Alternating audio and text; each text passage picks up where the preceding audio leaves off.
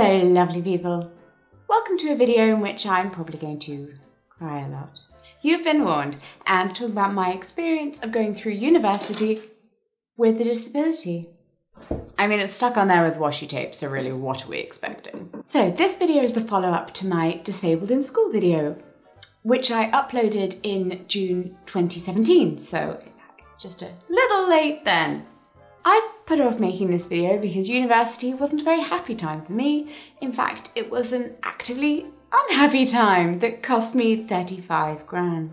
But it's fine, I mean, it only hurts when I talk about it. If you're new here, hi, I'm Jessica. I make videos twice a week, generally about my own painful life lessons from being genetically deficient and the things that you can learn from them to hopefully better your own life. Subscribe if you enjoy humorously harrowing admonitions. In retrospect, I probably did all the wrong things and made terrible choices, and thus, perhaps, this video is just me getting everything wrong over and over again by way of advice on what you should not do, because if there's one thing you need to know, it's don't be me. I was born with two genetic disabilities, one that affected my nerves and one that affected my connective tissue. So basically, I have great teeth and bones. The rest is highly suspect. This gives my body such a beating that I have what I call a chronic illness, being in a state of having a cold at all times. You know that feeling when you're like really lousy and your body aches all over and you're exhausted and a bit kind of sicky? That's me, all the time. But throughout my childhood, no one really believed me, so I became a wonderful actress because I just had to pretend that I wasn't in pain all of the time. And oddly, it made me very optimistic and chirpy. That's good. By the time I went to university, I was already out of step with my life, it felt like. So right at the end of my penultimate year of school, I became very ill. I damaged my brain and I paralysed my arms because of illness. As you do. And then everything just got messed up. So recently I've been talking to a number of publishers, side note yay, who want me to write a memoir about being suddenly incredibly ill and effectively becoming disabled and coping, and I was so ill that it damaged my brain to the extent that I cannot tell you everything that happened because all I have are snapshots from this frayed timeline that float out of sync, and I honestly cannot always tell what's real. Did that happen? Was it just a passing thought that I had that year? Because my brain has logged them and I cannot tell you which is which, and I try to reach into my mind for facts and concretes and dates, but I have foot drop in my left foot because I tore the ligament and that damaged the nerves. So now my brain doesn't recognise my left foot. It's there. Like, obviously it's there, I can see it. But the nerves make it feel as if it's not. So I liken it to walking on jelly, as if my foot is this gelatinous blob that's just attached to the end of my leg, and I just have to trust that it is there, because it probably is, maybe. And when I walk, I just have to trust that it will move, that it will land, that it will take my weight. And that's how my memories work. And sometimes it's terrifying. A person I meet briefly in a shop one Saturday may know more, own more of my entire weekend than me, because they at least remember 5 minutes, and I remember nothing. I just have to trust. So I'm going to tell you all about my experience being disabled in university, and overwhelmingly, the only bits of it I can really grasp are negative. And that doesn't mean that it didn't have any positives, and if you knew me at university and we had wonderful fun together, me not remembering it doesn't make the goodness any less real. And I don't want you to think that this video means it does. Memory loss. It hurts. It really hurts. But what I meant by messed up when I was referring to my schooling was both that my memory is fuzzy, but also just that everything was fuzzy in person. I had to all right, well, that can just live like that now.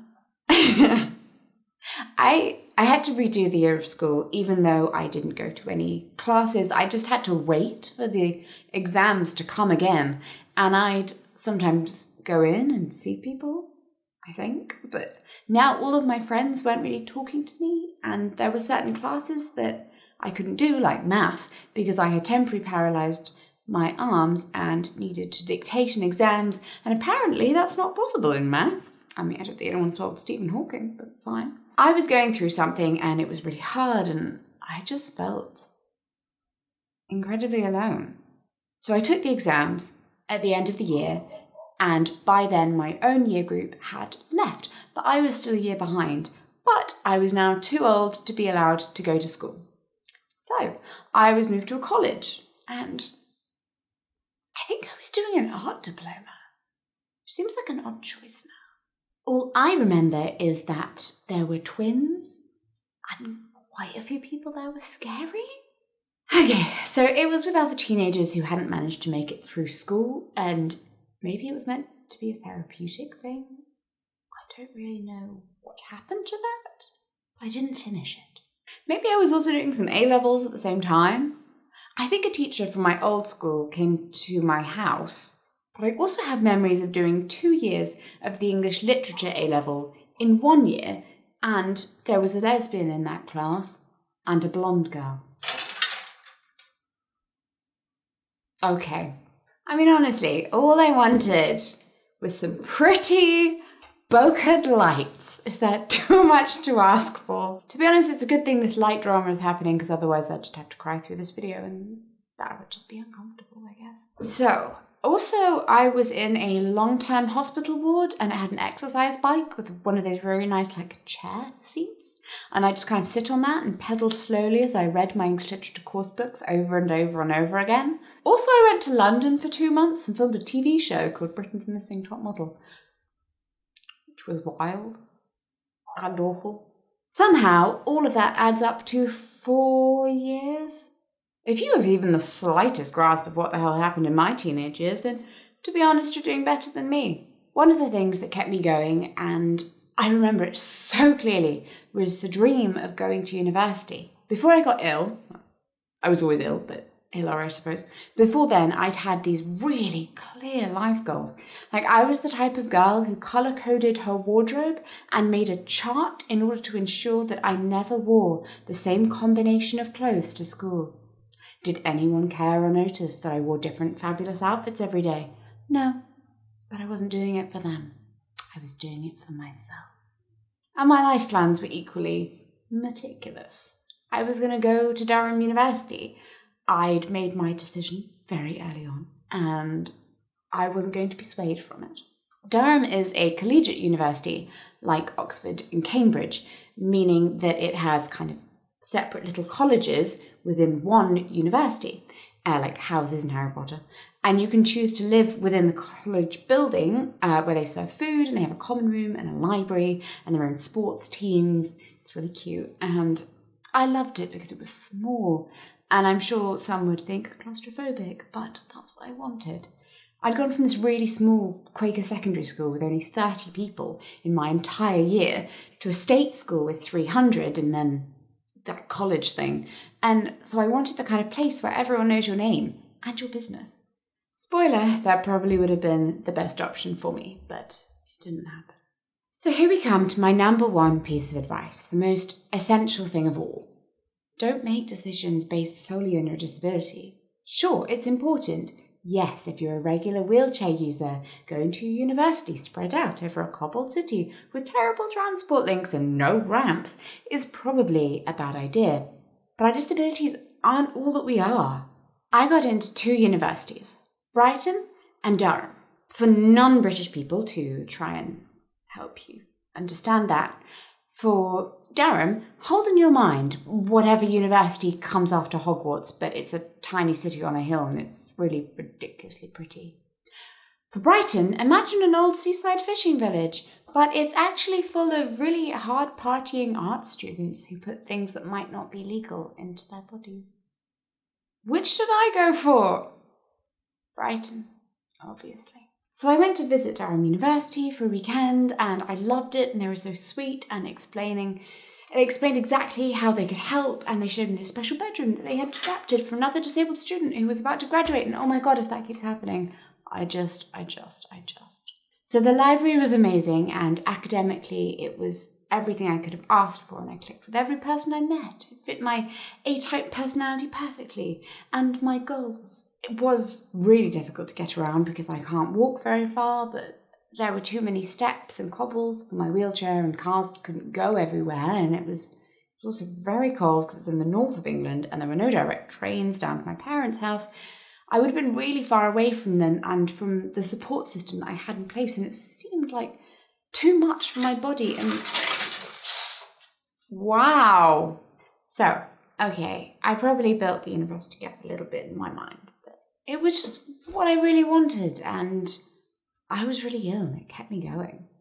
It seemed like too much for my body, and people around me said it was too academically challenging, that I shouldn't put myself under stress. I should go for the easier course in Brighton.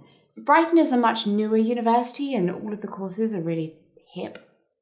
Everyone who goes to Brighton is quite emphatically cool, and I am the antithesis of cool, clearly. But the city was warmer, which is much better for my connective tissue condition. It's only half an hour away from one of my aunts. I had a direct train back to my parents. Supposedly it has a great public transport system. The halls were newer and built to be wheelchair friendly. They had a really big disability department who had been dealing with every type of disability and knew what they were doing. And sure, it just seemed like the smarter decision. Go with what my body needs, not with what I want. Also, my mother told me that since Brighton is the gay capital of the UK, I would definitely find a girlfriend there. It took me 5 years. Finally found her. Day before I graduated. Aside from my pitiful love life, university didn't go well for me to start with because for some strange reason we had decided that I could definitely handle a full-time university course despite having spent my previous 3 years doing not much else but being ill, and 2 of those years just being on bed rest. Funnily enough, university is very demanding, as is moving away from home for the first time, as is having a body that needs so much looking after. It's basically like having an infant to care for. When I first started looking at universities, I was told that only 5% of disabled students studied away from their hometown, and wow, did I understand that thing once I actually got there. I was put up in accessible student accommodation. This big block of flats where we each had our own room with an ensuite and then shared a big kitchen. So we had to cook all of our own meals and look after ourselves, and I had a block of 3 hours of care every morning in which someone from a care agency would come in and help with my needs, do any tidying I needed, go to get my pills from the pharmacy or shopping or whatever, help me shower, but then they would leave, and it rapidly became clear that while I don't need round-the-clock care, there is something very different about having people in the house with you at all times, even if they're just in a separate room, and having just 3 hours of intense, I am here to do what you tell me to do, but then nothing for 21 hours, and whoa, my condition is really variable. It fluctuates. So I would have days where I was so ill I couldn't lift my head, and the carer would have to just leave me food and drink by the bed and then go. So I was alone until someone came the next morning, just lying there, unable to get up.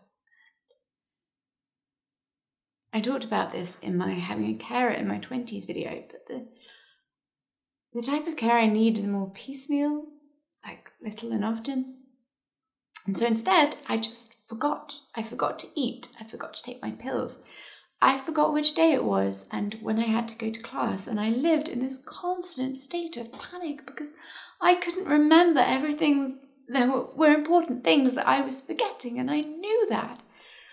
And if I had a big problem that required more than 3 hours care, I would have to get my mother to drive from 4 hours away to come and look after me, which I knew she didn't like doing, which is not to mention I was just struggling to communicate. Because if you're new here, you don't know it yet. Hi, I'm deaf, like deaf, like actually deaf. Like the kind of deaf that means you struggle to communicate with other humans, particularly when flustered and stressed and at university for the first time. I know, yes, the government messed up, and so you won't be able to have a sign language interpreter for the first term of all university. Good luck, you're on your own. So if you know me, you know that I am this chatty, outgoing person. But I just hid. I just retreated back inside myself because it was all too much. It was just too scary. And I couldn't cope. So lesson 2, don't move away from your support system. Or at least make sure that there really is one in place before you make the jump. Think about what you really need, and if that is occasionally for someone to pick you up off the bathroom floor when you can't stand, or to hold your head up, tuck you into bed and make you soup, it's probably not a great idea for that person to be 4 hours away. Which moves us on to lesson 3. And be honest with yourself about what you can manage. At the end of my first year of university, I was quite genuinely on the brink of death, and I don't mean that in a throwaway or like, wow, went really badly way. I mean in the quite literal, like, oh God, this is real kind of way. I have 3 stone in weight that year. I got a bad infection and I couldn't eat, and my room was really filthy. So was I, because I just didn't have the energy to take a shower, and no one was there to make me. You could see every one of my ribs, and I was this hermit who didn't leave my room, and I was so scared all the time. I have no idea how I passed that year, but no one ever told me I failed, so I fought with my parents to return to university, not because I particularly wanted to, more because what the hell else was I going to do with my life? In no way could I manage a full-time university degree along with living by myself, along with looking after my pretty broken body. And one of those things had to give. So I switched my course to something in a similar field, film and screen, but with less, we're going on a field trip to London for a project type of coursework, and more sit and watch these films. And I went part-time, except I didn't, because that's not how the very broken education system works. Basically, I couldn't get the financial help I was entitled to as a disabled student that paid for my sign language interpreter and my note taker in class. Side note, you need a note taker when you're deaf because you're busy using your eyes to understand the words, not your ears. So you can't then be using your eyes to write and your ears to take in the information. Right, so the disability department at the university will organise all of this, but because they work with such a broad spectrum of disability, that doesn't mean that they necessarily know how to deal with your specific needs. So you have to be quite bold in creating an action plan with them, and I found that out the hard way. They were really great when it came to my dyslexia. I got a free laptop and a printer and extra time in exams. Wonderful. But when it came to being ill, they were more used to students who were skiving off than they were people who were just really, really wanted to go to class but were too ill. On the days when I couldn't make it to class, I had to phone the disability department. Yes, phone. I couldn't do it by email or text. And give them a good reason why I couldn't go to class. So just picture it. Just picture me, utterly exhausted, in the middle of a splitting migraine, so unwell I can't make it 2 meters to the sink to get myself the water I desperately need, and I'm phoning someone with no clue about whether they've even picked up the phone, and then just randomly talking in the hope that someone's listening. And not only that, but that they believe me, because if they think I'm just a regular partying student with a hangover, they can charge me for the interpreter and the note taker who would have had to go to my class. I couldn't get the money for that if I was only enrolled as a part-time student either, so the university had to enroll me as a full-time student, but I chose half of the modules to go to and do the work, and then just had to fail half of them to be retaken the next year, when I was technically repeating the year because I failed. So I went through university with 4 different intake years in the end, which made it pretty hard to make friends. I took part in extracurriculars though, drama club, cheerleading, although I was utterly unreliable and probably terrible at socializing because I didn't know then what I know now about even really simple things, like just asking people not to turn away when they're talking to me or not to cover their mouths. And I probably just nodded a lot and said things that didn't really relate to what they were talking about, because I just desperately wanted to be included and part of something, and to not feel like that weird kid who gets trotted out for special occasions and the others have to play with, because that's just the nice thing to do. Not that anyone made me feel like I was the weird kid. I was just an isolated hermit crab who wanted to make friends more than I wanted anything else in the whole wide world. Sometimes I did. And I had fun. I don't remember it, but I know I had fun. Sometimes my memories are just snapshots, like a thumbnail I've managed to save when I lost the original video. I once stayed in a club until it closed, and I walked home with them, my friends, as we laughed, and I have this photo in my mind of them walking in front, but they've turned to look at me and they're smiling, and I must have been in bed for days recovering. That's a really nice memory to hold. I think I made some people laugh, and I organised the most profitable bake sale the cheerleading squad had ever had. I remember snapshots of talking people into buying cakes, which is something I'm weirdly good at. I didn't exactly do a lot of cheerleading, but I had the uniform, and that made me very happy. Lesson 4, don't isolate yourself. It's terrifying being different. It's terrifying being visibly different. And it's terrifying being not visibly different, because you have to explain so many times that really sometimes you would actually just like a massive flashing neon sign over your head that says, disabled, could you just give me a minute here? Everything moves so quickly when you're a student, and whatever your type of disability, I think we all just need an extra 60 seconds to deal with whatever the hell is going on now. I shut myself away in my room a lot of the time, and I felt incredibly unsafe constantly. I lived in halls for 3 of the 5 years I was at university, and every month someone had to have, every month, probably every week, someone had to have this really loud party in the kitchen with random drunk people that I didn't know, and I couldn't lock my door, because then how would someone come and rescue me if I had a problem? It's not their fault. I wasn't someone else's burden. I was my own. Look, I don't want to put you off university at all. This is not what this video is about. And I don't want to say that it's too difficult to do when you have a disability or other needs. And please do not ever let anyone tell you that you are the problem or that you're creating extra difficulty. It is the system that has problems and needs to become more flexible. And I'm sure every year it gets a little bit better. The long and short of it is that I followed my dream of going to university. I made bad choices along the way because I both over and underestimated my own abilities. I should have gone with what my heart desired, this course that I wanted to do, and made the system bend around it rather than choosing the option that looked better on paper.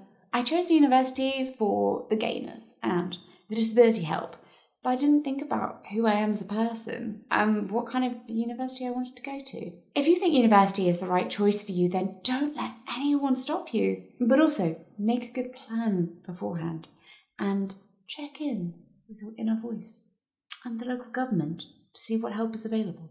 Because only 40% of students eligible for the Disabled Students Allowance actually even apply for it, because 60% of students have never heard of it. DSA is the UK-wide fund that can provide up to £30,000 for support, including assistive computer software, transport, mentors, or British Sign Language interpreters. But good luck learning about it from school or college, because only 5% of eligible people were informed about it by their educational establishment. So, cool.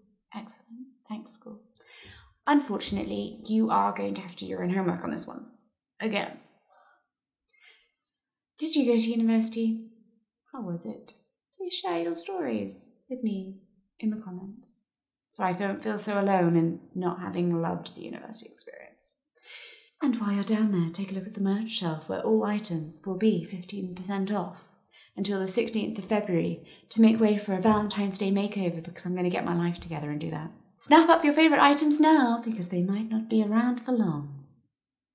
Thank you for watching. I'll see you in my next video.